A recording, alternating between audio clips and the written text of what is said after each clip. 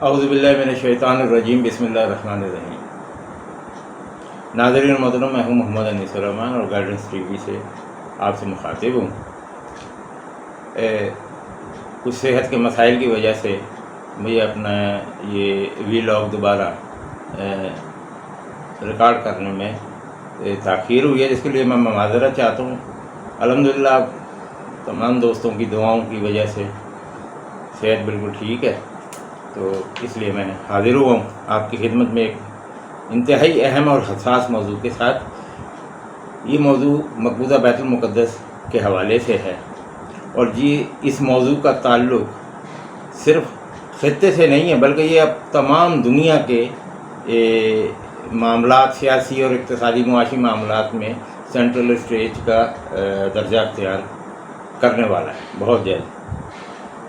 اطلاعات کے مطابق اس بار یروشلم کے در و دیوار کے اوپر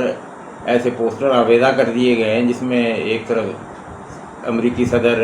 ٹرمپ کی تصویر ہے، دوسری طرف اسرائیلی وزیر اعظم نیتن یاہو کی تصویر ہے، اور یہ اعلان اس پہ درج ہے کہ 1 جولائی سے مقبوضہ دریائے اردن کا جو علاقہ ہے، مغربی کنارہ جو ہے، اس علاقے کو اسرائیل میں باقاعدہ ضم کر لیا جائے گا اور بین الاقوامی سطح کے اوپر اس کو قانونی شکل دے دی جائے گی۔ تو اس سلسلے میں اس چیز کو ذہن میں رکھیں کہ اگر دریائے اردن کا مغربی کنارہ جو ہے وہ اسرائیل کے اندر ضم ہو جاتا ہے، تو یروشلم، جسے مسلمان بیت المقدس کہتے ہیں، مقبوضہ بیت المقدس، وہ خود بخود اسرائیلی ریاست کا باقاعدہ قانونی طور کے اوپر ایک حصہ تسلیم کر لیا جائے گا۔ اور یہی وہی صہیونی دجالی منصوبہ ہے جس کے لیے اس وقت پورے خطے بلکہ پوری دنیا کے اندر ایک تباہی کا منظر جو ہے وہ نظر آ رہا ہے۔ تو ایک چیز کو ذہن میں رکھیے گا، اسرائیلی وزیر اعظم نیتن یاہو نے جو اپنا سابقہ الیکشن لڑا تھا، وہ اس وعدے کی بنیاد کے اوپر لڑا تھا اسرائیلی عوام کے ساتھ، یہودیوں کے ساتھ، کہ وہ دریائے اردن کے مغربی کنارے کو اسرائیل میں ضم کر لیں گے۔ یہی وجہ ہے کہ امریکی صدر ٹرمپ جو ہیں وہ گزشتہ چند ماہ قبل آپ نے عالمی میڈیا کے اوپر دیکھا ہوگا کہ انہوں نے یروشلم جا کر بیت المقدس میں، مقبوضہ بیت المقدس میں امریکی سفارت خانے کا افتتاح کیا تھا، جو اس بات کا اعلان تھا کہ امریکہ کی طرف سے یروشلم کو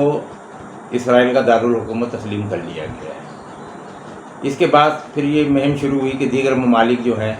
وہ بھی اپنے دارالحکومت تل ابیب سے مقبوضہ بیت المقدس منتقل کریں۔ دوسری طرف ہم یہ دیکھتے ہیں کہ امریکی صدر ٹرمپ جو ہیں وہ آئندہ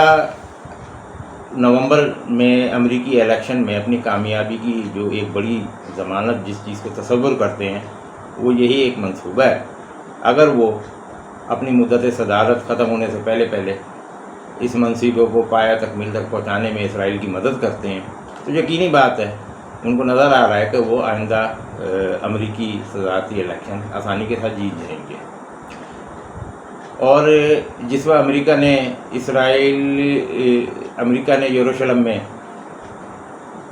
مقبوضہ بیت المقدس میں اپنا سفارت خانہ منتقل کیا تھا، تو اسرائیل کی جانب سے $50 کا ایک سونے کا سکہ بھی جاری کیا گیا تھا۔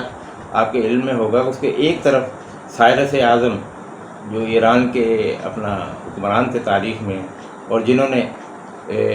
یہودیوں کو، بنی اسرائیل کو بابل کی اسیری سے نجات دلا کر واپس مقبوضہ فلسطین میں بسنے کا موقع فراہم کیا تھا، ان کی تصویر تھی، اور اس سکے کے دوسری طرف امریکی صدر ٹرمپ کی تصویر لگائی گئی تھی۔ یہ ایک یادگاری سکہ تھا۔ اس کا مطلب یہ تھا کہ یہودی یہ سمجھتے ہیں کہ جو کردار تاریخ میں سائرس اعظم نے یہودیوں کو، بنی اسرائیل کو بابل کی قید کی نجات میں کردار ادا کیا تھا، ویسا ہی کردار اب امریکی صدر ٹرمپ جو ہے وہ ادا کر رہے ہیں۔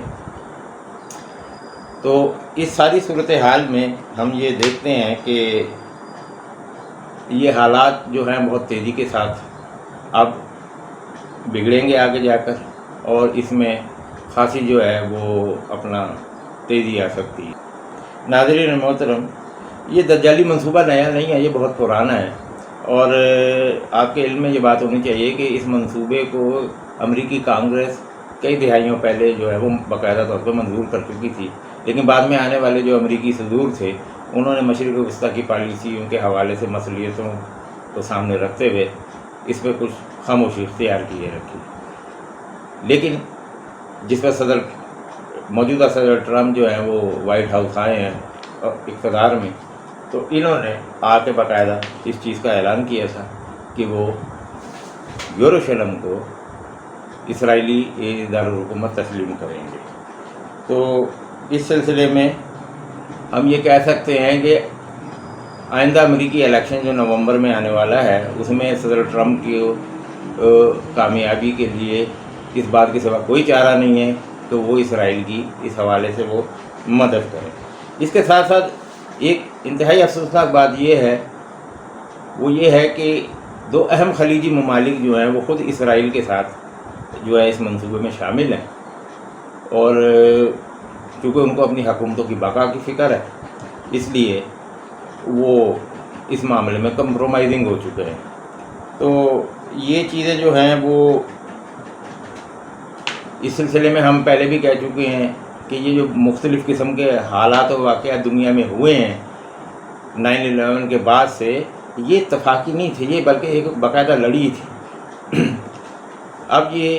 موجودہ جو ایک کرونا وائرس کے حوالے سے جو پوری دنیا کو اپنا ایک مصیبت میں مبتلا کیا گیا ہے، اس حوالے سے بھی ہم بہت تفصیلی بات پہلے کر چکے ہیں۔ کرونا وائرس کے حوالے سے بھی، بلڈربرگ کے حوالے سے بھی، جو اپنا ایک صہیونی ایلیٹ کلب ہے جو دنیا پہ حکمرانی کرتا ہے اور جس کا ممبر بنے بغیر نہ تو امریکی صدر بنا جا سکتا اور نہ ہی برطانیہ کا وزیر اعظم۔ تو یہ ساری چیزیں ہیں جو یہ اب سامنے آ رہی ہیں، اور یہ بڑی جلدی اب آنے والے دور کے اندر یہ واقعات جو ہیں بڑی جلدی وقوع پذیر ہوں گے، اور دنیا میں ایک بڑی ہلچل ہو جائے گی۔ دینی نقطہ نظر سے دیکھا جائے، جو قرآن کریم کی ایسکاٹالوجی ہمیں بتاتی ہے، جو احادیث شریف میں بیان کیا گیا ہے، وہ یہی ہے کہ یہ اب بہت بڑی جنگوں کا آغاز ہے، جس کی تمہید ہم گزشتہ 10-15 سال سے تمام دنیا میں، خصوصاً اپنے اس خطے میں اور مشرق وسطیٰ میں دیکھتے چلے آ رہے ہیں۔ اور بنیادی طور پہ یہ وہی چیز ہے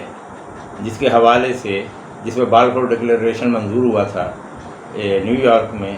جس کے مطابق اسرائیل کا قیام عمل میں لایا جانا تھا، تو شاعر مشرق علامہ اقبال نے واضح طور کے اوپر پوری امت مسلمہ کو خبردار کر دیا تھا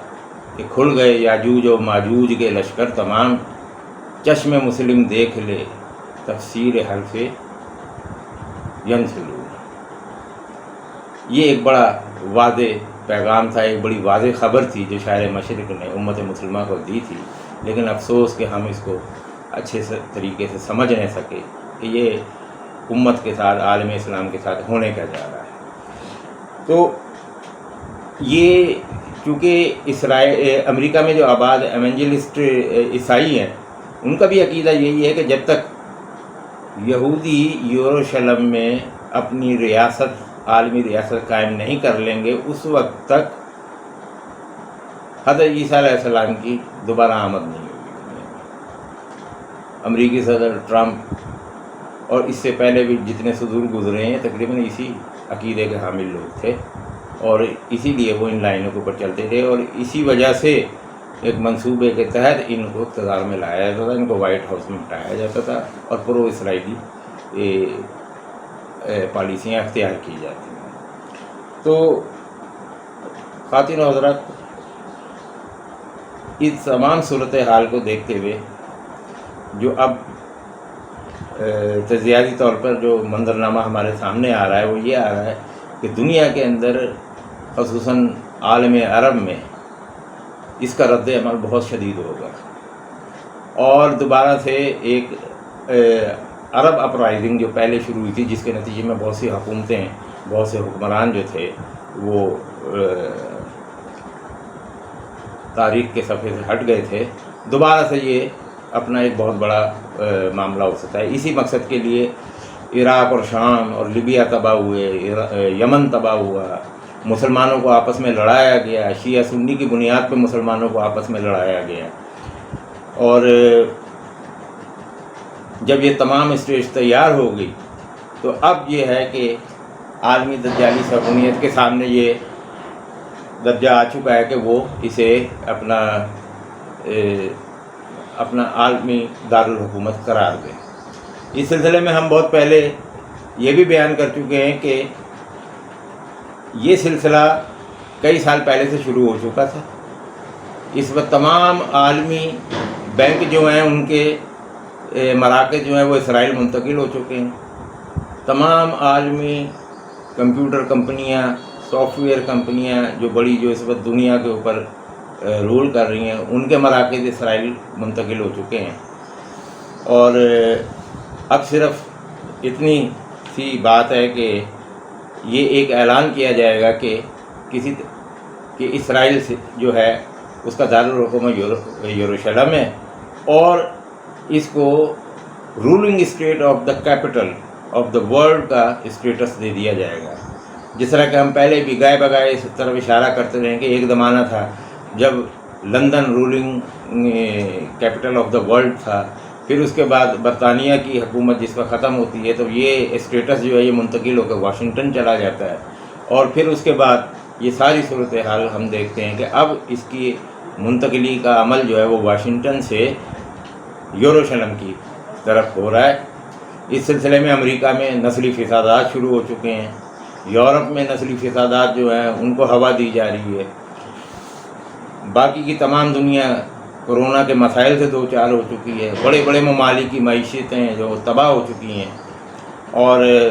عالم انسانیت جو ہے وہ ایک المیے سے دوچار ہے. تو اس سلسلے میں یہ بات بھی کہنا بہت ضروری ہے کہ اسرائیل یہ قدم تو اٹھا رہا ہے، لیکن خود اس کے اندر بہت سے حلقے اور بہت سے مفکر ایسے ہیں جو اس بات میں اور اس خوف میں مبتلا ہیں کہ اس کا رد عمل بڑا شدید ہو سکتا ہے مسلمانوں کی طرف سے، عربوں کی طرف سے. تو اس حوالے میں خود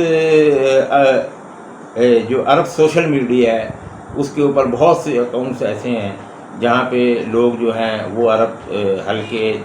جو مشرق وسطیٰ سے باہر یورپ اور امریکہ میں قیام پذیر ہیں، وہ کھل کے اس کے اوپر خبریں نشر کر رہے ہیں عربی زبان میں، اور خبردار کر رہے ہیں عربوں کو کہ یہ آگے جا کے ہونے کیا جا رہا ہے. تو اس سلسلے میں وہیں پہ ایک عرب اکاؤنٹ میں ایک صہیونی مورخ بینی مورس کا یہ خدشات سے بھرپور بیان بھی سامنے آیا، جس میں اس نے کہا چند برسوں کی بات ہے کہ عرب اور مسلمان اس سرزمین یعنی اسرائیل میں پھر اکثریت میں ہوں گے، اور یہودی اقلیت میں انہیں یا تو مار دیا جائے گا یا یہاں سے نکال دیا جائے گا. وہ یہودی خوش قسمت ہوگا جو امریکہ یا یورپ فرار ہونے میں کامیاب ہو جائے گا. اسی طرح اسرائیلی انٹیلیجنس موساد کے سابق ڈائریکٹر افراہیم حلیفی کا بیان ہے، ہم اسرائیل میں المیے کی حد تک جا پہنچے ہیں، یہ ایک ایسا اندھیرا ہے جس کے بعد قیامت خیز طوفان ہوگا. اسی طرح ایک بڑے مشہور اپنا یہودی مصنف یارون لنڈن کا بیان ہے. وہ کہتے ہیں میں اپنے پوتے کو یہ کہتا ہوں کہ اس سرزمین یعنی فلسطین میں ہماری بقا کے صرف 50% چانس ہیں. کے علاوہ اسرائیل کے چینل 2 پر عسکری تجزیہ نگار رونی ڈینیل کا کہنا ہے میں اسرائیل میں اپنی اولاد کے مستقبل سے غیر مطمئن ہوں اور میرا نہیں خیال وہ اسرائیل میں رہ سکیں گے. تو ناظرین محترم، یہ وہ خدشات ہیں جو اپنا اسرائیلی صحافت میں اور عرب سوشل میڈیا کے اوپر جن کو نقل کر کے بیان کیا گیا ہے عربی زبان میں، جس کی وجہ سے یہ بات جو سامنے آ رہی ہے کہ خود اسرائیل کے اندر بھی بے شمار حلقے ایسے ہیں جو یہ سمجھتے ہیں کہ سب اچھا نہیں ہے، اس کا رد عمل بڑا خوفناک بھی ہو سکتا ہے. اور جیسا کہ ہم جانتے ہیں کہ جو روش عرب ملکوں نے، چند عرب ملکوں نے جو اسرائیل کے بہت قریب اپنے آپ کو اب تصور کر رہے ہیں اختیار کی، ان کے عوام میں بڑی شدید بے چینی ہے۔ اور اگر یروشلم کو اب باقاعدہ اعلان کر دیا جاتا ہے کہ یہ اسرائیل کا دارالحکومت ہے، تو ایک بہت بڑا اپرائزنگ جو ہے، انتفاضہ جو ہے، وہ عالم عرب کو دوبارہ اپنی لپیٹ میں لے لے گا۔ تو اس سلسلے میں کہنا یہ ہے کہ یہ تمام معاملہ جو ہے وہ اسرائیل تک یا مشرق وسطیٰ تک محدود نہیں ہوگا، اس کے بہت زیادہ آگے جا کر جو رد عمل ہے وہ چائنا اور روس کی طرف سے بھی آئے گا۔ اور جیسا کہ ہم جانتے ہیں کہ بھارت ایک ایسی ریاست ہے جو اس خطے میں اسرائیل کی فرنٹ لائن ہے۔ امریکہ اور اسرائیل کی فرنٹ لائن جو ہے وہ اس وقت بھارت ہے، اور وہ یہ سمجھتے ہیں کہ پاکستان جو ہے یہ مسلمانوں کا قلعہ ہے، اور یہاں سے بھی رد عمل کا ایک بہت بڑا طوفان اٹھ سکتا ہے اس حوالے سے۔ اس لیے پاکستان کو لگام ڈالنے کے لیے پاکستان کے خلاف سازشیں جو کی جاتی ہیں، اور جس کا ایک طویل سلسلہ گزشتہ 20 سال سے ہم دیکھ رہے ہیں، وہ اس بات کو واضح کر دینے کے لیے کافی ہے کہ پاکستان کی حفاظت، پاکستان کے دفاع کے ضامن اداروں کے ساتھ کھڑا ہونا اس وقت کی اہم ترین ضرورت ہے، کیونکہ یہ مسلمانوں کا ایک طریقے سے آخری قلعہ ہے، اور آنے والا وقت جو ہے وہ بہت عجیب و غریب ہے، جس میں بے شمار قسم کی کیا کہتے ہیں مشکلات کا مسلمانوں کو سامنا ہوگا۔ اس کے روحانی پہلو اور اس کے دینی پہلو کیا ہیں، ان تمام واقعات کے جو اب ایک کے بعد ایک کر کے کھل رہے ہیں، انفولڈ ہو رہے ہیں، اس سلسلے میں انشاءاللہ ہم اپنے اگلے ویڈیو میں تفصیلاً بیان کریں گے۔ اس وقت میں آپ سے اجازت چاہوں گا۔ فی امان اللہ، والسلام علیکم ورحمۃ اللہ وبرکاتہ۔